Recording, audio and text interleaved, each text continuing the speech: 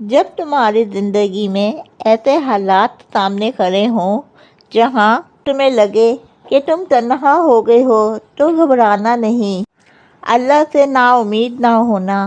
ہو سکتا ہے اللہ سے جڑنے کے لیے تمہیں تنہائیوں کے راستے سے بھی گزرنا پڑے گا۔ مسکراؤ کہ اللہ پاک نے تمہیں اپنی یاد کے لیے چن لیا ہے۔ مرد کی اچھی تربیت پتہ ہے کیا ہوتی ہے؟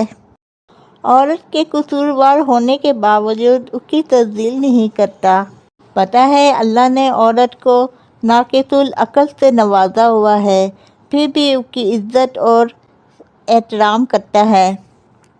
مرد کا ایک درجہ اس لیے بلند رکھا گیا ہے کہ وہ محافظ ہوتا ہے، اور محافظ کبھی بھی عزتوں کا سودا نہیں کیا کرتے۔ میری ماں اکثر کہا کرتی تھی کہ بیٹا دعا کرنا کہ شوہر آنکھوں والا ہو جو دیکھ سکے تمہارے دکھ، تمہاری خوشی، تمہارا ہنسنا اور تمہارا رونا۔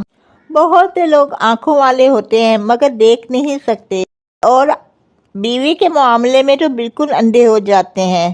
وہ شوہر ہو جو تمہیں دیکھ سکے۔ کوئی کسی کی خوشی برداشت نہیں کرتا۔